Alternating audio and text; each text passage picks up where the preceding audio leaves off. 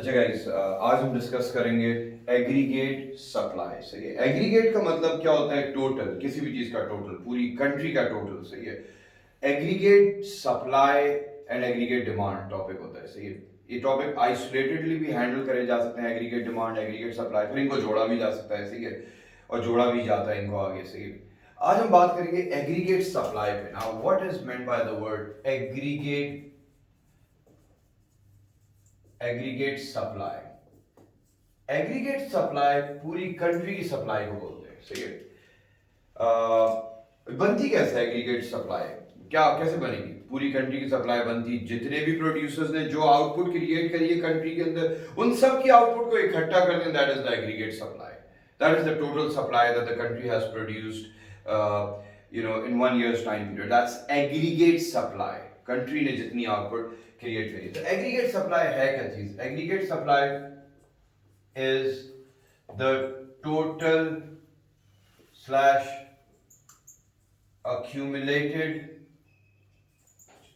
output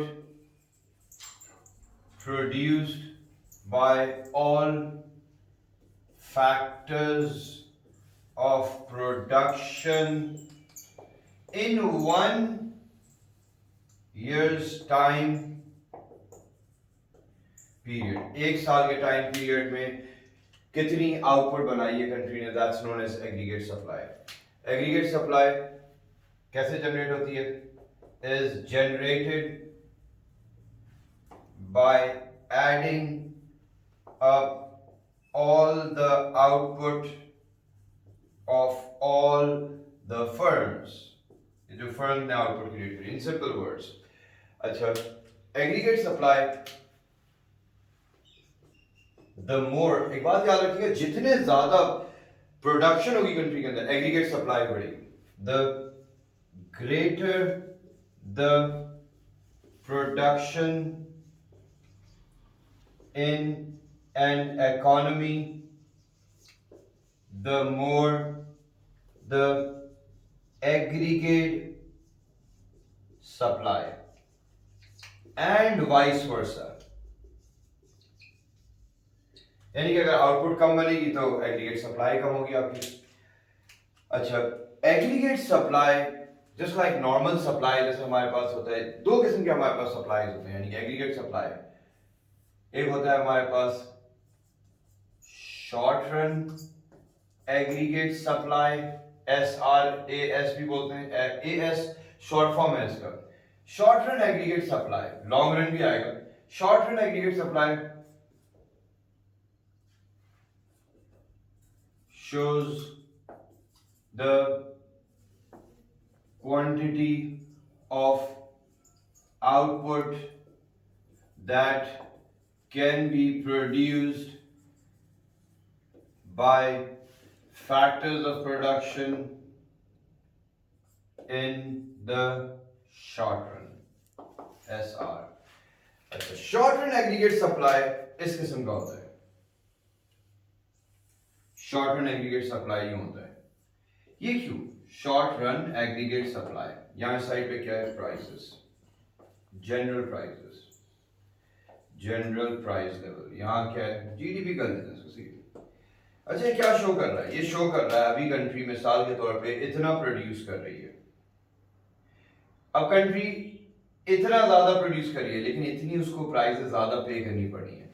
वैसे क्या है, शॉर्ट रन में more output can be produced by making employees work overtime. तो ओवर टाइम के लिए हमें थोड़ी सी सैलरी देनी होगी उनको ज्यादा, तो उसकी वजह से थोड़ी सी कॉस्ट बढ़ेगी, लेकिन शॉर्ट रन में कंट्री कैन प्रोड्यूस मोर। तो यानी ये कॉन्सेप्ट बेसिकली क्या दिखा रहा है? In the short run, in the short run more can be produced, can be produced by offering employees overtime. This will increase output, इससे output तो बढ़ रही है, output, and will slightly increase cost of production slightly. तो short run में हमारा aggregate supply इस किस्म का होता है. Now if you talk about long run aggregate supply, long run aggregate supply, long run aggregate supply basically क्या है? Shows the maximum output that an economy can produce with its factors of production in the long run. अच्छा, long run में long run aggregate supply इस किस्म का होता है. Long run बिल्कुल वर्टिकल होता है. लॉन्ग रन एग्रीगेट सप्लाई, सही है. लॉन्ग रन एग्रीगेट सप्लाई बिल्कुल वर्टिकल होता है. जिसको थोड़ा सा और आगे मैं रख के बनाया था उसको, इस लाइन को भी मैं नीचे, सही है. लॉन्ग रन एग्रीगेट सप्लाई, सही है. This is GPL, general price level. You can even call it inflation, इसको इन्फ्लेशन भी बोल सकते हैं. अच्छा, this is known as GDP. अच्छा, ये क्यों ऐसा है, बिल्कुल वर्टिकल क्यों है? आई मीन वर्टिकली एज्यूम करें 100 मिलियन बन सकता है लॉन्ग रन में, उससे ज्यादा नहीं बन सकता. क्यों? क्योंकि हर कंट्री के पास एक लिमिटेड फैक्टर ऑफ प्रोडक्शन, उससे ज्यादा एक्सीड ही नहीं कर सकते. अगर हम दो कंट्री को कंपेयर करें, लेट्स सपोज हम कंपेयर करें पाकिस्तान एंड लेट्स सपोज कोई छोटी सी कंट्री को कंपेयर करें, एबीसी कंट्री को, बहुत छोटी सी कंट्री है. किस कंट्री के पास ज्यादा बड़ा लैंड है, पाकिस्तान या फिर ABC country? Pakistan has a bigger land. तो कौन सी कंट्री ज्यादा एग्रीकल्चरल आउटपुट बना सकती है? अगर पूरी बिल्डिंग तोड़ दी जाए और सिर्फ खेती बाड़ी करी जाए, Pakistan can produce more output because Pakistan has more factors of production. यानी कि आपकी जो लिमिट है, पाकिस्तान बना सकता है 10 लाख, दूसरी कंट्री बना सकती है 2 लाख. तो पाकिस्तान का फैक्टर ऑफ प्रोडक्शन ज्यादा है, इसलिए पाकिस्तान की लिमिट 10 लाख है. कोई और कंट्री हो सकता है 14 लाख बना सकती है, उसके पास हमसे ज्यादा फैक्टर्स ऑफ प्रोडक्शन है. तो यानी कि फैक्टर्स ऑफ प्रोडक्शन की वजह से लॉन्ग रन एग्रीगेट सप्लाई इस किस्म का हो जाता है. इसको और समझने के लिए और बेहतर समझने के लिए हम इसको यूं भी समझा सकते हैं. अब क्लियर हो जाएगा ये. और ये बेसिकली नीचे क्या बना है, पीपीसी, प्रोडक्शन पॉसिबिलिटी कर्व. ये दिखा रहा है कि हर कंट्री की एक मैक्सिमम कैपेसिटी है जो कंट्री प्रोड्यूस कर सकती है, उससे ज्यादा कंट्री प्रोड्यूस नहीं कर सकती. That's why it goes vertical in the long run. ये हर कंट्री की कैपेसिटी है, उससे ज्यादा एक्सीड ही नहीं करा जा सकता. अच्छा, अगर let's suppose for some reason, let's suppose production possibilities कम हो गई, नेचुरल डिजास्टर हो गया, कुछ भी, तो क्या होगा? ये भी कम हो जाएगा. जब ये इनवर्ट मूव कर रहा है तो ये क्या होगा? 80 मिलियन. ये क्या है? Long run aggregate supply. ये कम हो गया. तो यानी कि वी अंडरस्टैंड, अगर डिस्कवरी ऑफ नेचुरल रिसोर्सेज हुई तो प्रोडक्शन पॉसिबिलिटीज बढ़ेंगी, कंट्री ज्यादा भी प्रोड्यूस कर सकती है. तो this is the concept that we have about short run and long run, because in the long run factors of production are limited. Every country has a certain capacity they can produce, they can't go beyond that. अच्छा, फिर अगर हम बात करें short run plus long run aggregate supply. short run and long run aggregate supply पे अगर हम बात कर रहे हैं, क्या कॉन्सेप्ट है? पहले मैं शॉर्ट रन का ग्राफ बना रहा हूं. So this is a short run, आपके सामने है short run aggregate supply. यहाँ लिख देता हूँ short run aggregate supply. short run में तो और बन सकता है, and long run, दोनों साथ बना रहा हूँ. long run, this is what long run aggregate supply. In the long run, every country has a maximum capacity. So this is short run and long run, यानी कि aggregate supply. अब एक चीज देखिएगा, this is GPL, general price level, और inflation. This is GDP. मैं एक और कौन सा, यही ग्राफ को अगर मैं यूं बना दूं, दोनों को साथ बना दूं, अब आपके समझ में आएगा ग्राफ ऐसे क्यों बनता है. इस साइड पे जीडीपी, इस साइड पे जनरल प्राइस लेवल और इन्फ्लेशन.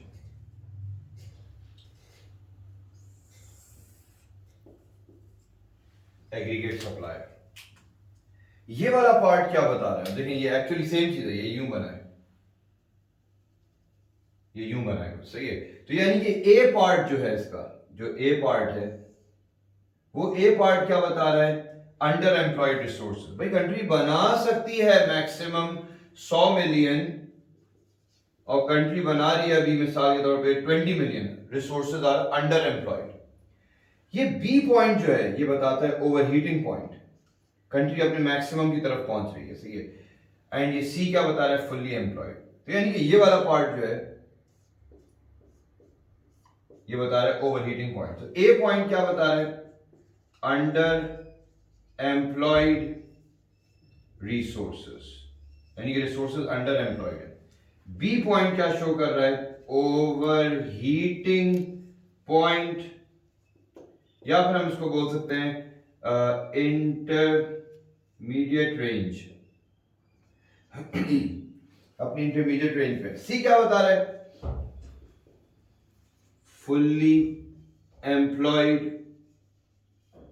रिसोर्सेस, सही, रिसोर्सेस फुल्ली एम्प्लॉयड। ये बता रहा है कंट्री और बना सकती है लेकिन अभी बना नहीं रही है, तो कंट्री का जीडीपी कम प्रोड्यूस हो रहा है। अगर एग्रीगेट डिमांड यहां लगा के देखें, यहां लगाएंगे और बन रहा है, इन्फ्लेशन इतनी नहीं बढ़ रही, फिर क्या होगा, अब क्या हो रहा है, अपने मैक्सिमम की तरफ पहुंच रहा है। तो ये पॉइंट क्या बता रहा है, ओवरहीटिंग पॉइंट,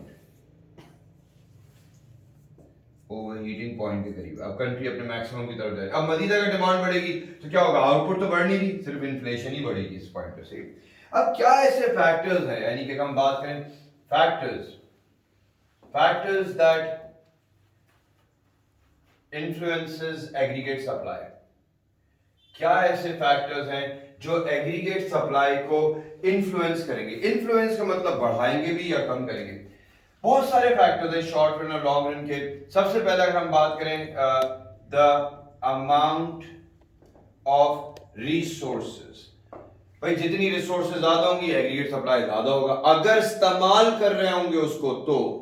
दूसरा क्या है, द अमाउंट ऑफ रिसोर्सेज, अच्छा इसको अवेलेबल कर देते हैं, available resources available, and the amount of resources employed, दोनों अलग अलग चीजें। रिसोर्सेज कितनी लग रही है, सही, कितनी इस्तेमाल में आ रही है। 100 मिलियन बनाने की कैपेसिटी है, बना रहे हैं सिर्फ 10 मिलियन, बना ही नहीं रहे, जरूरत ही नहीं है। कोविड की वजह से लेट्स सपोज या रिसेशन की वजह से जरूरत ही नहीं है, तो क्या होगा, अंडर प्रोडक्शन हो रही होगी।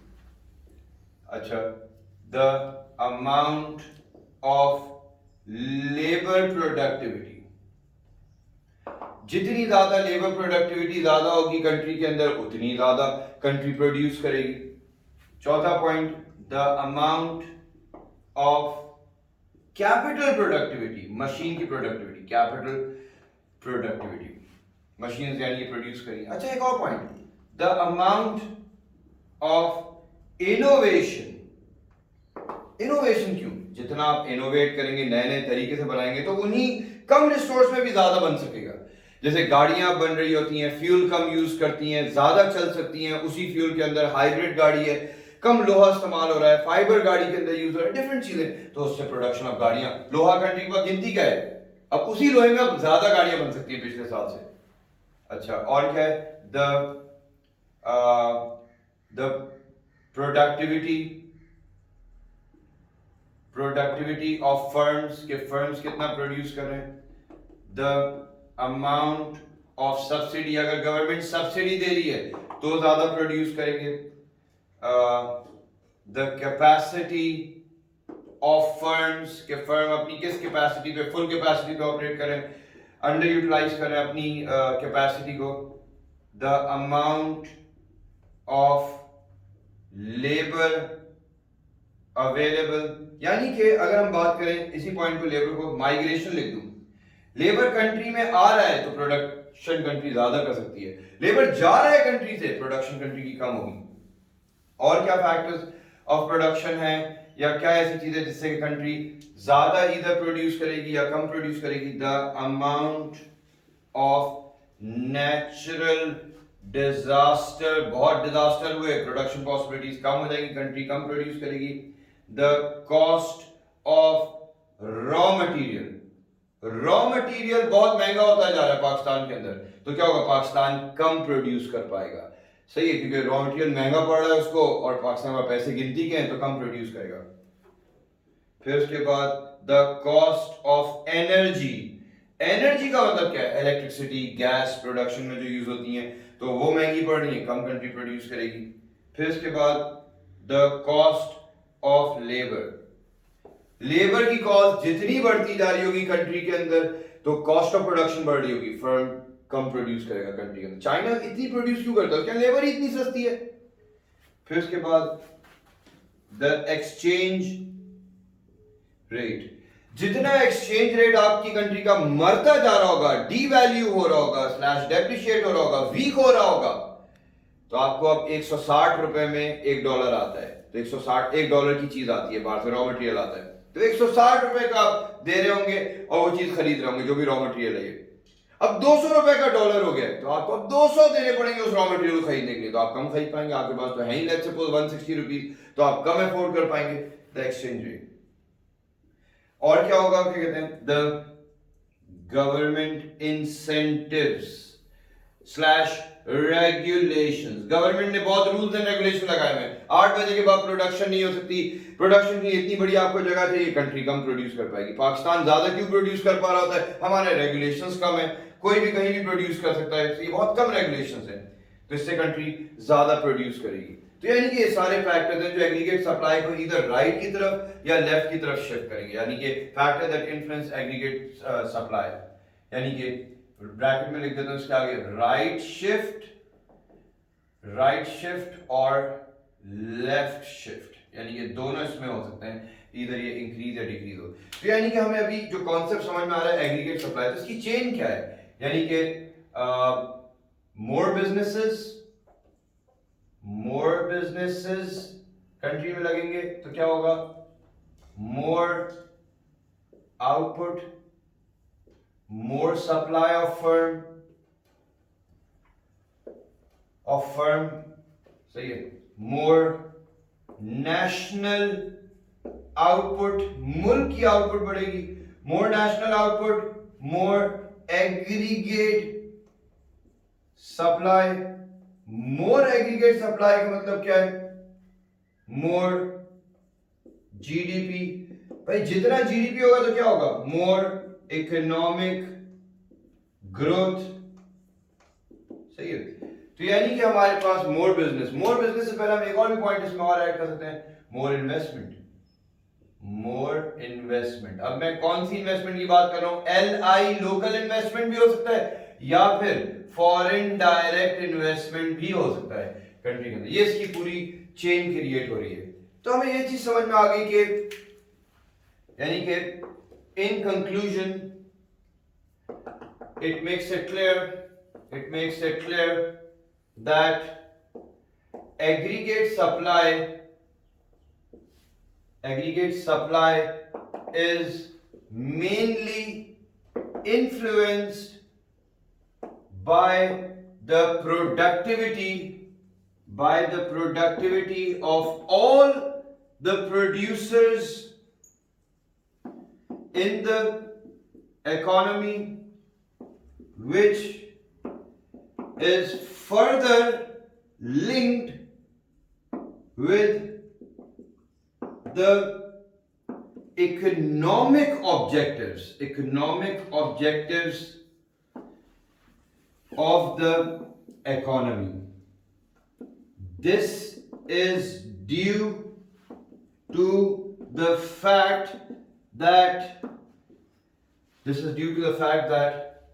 output produced by firms will determine the level of aggregate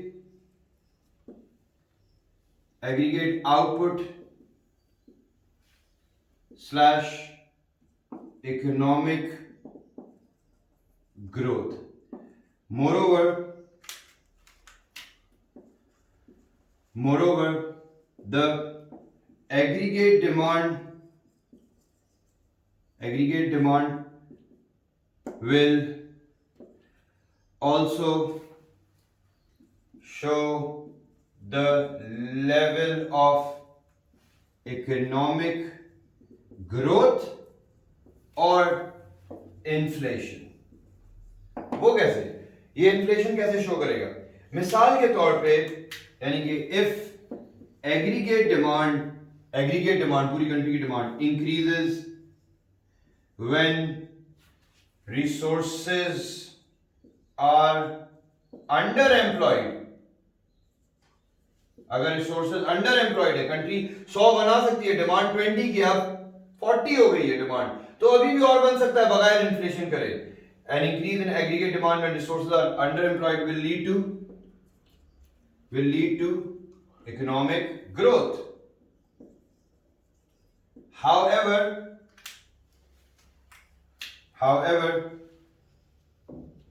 if aggregate demand increases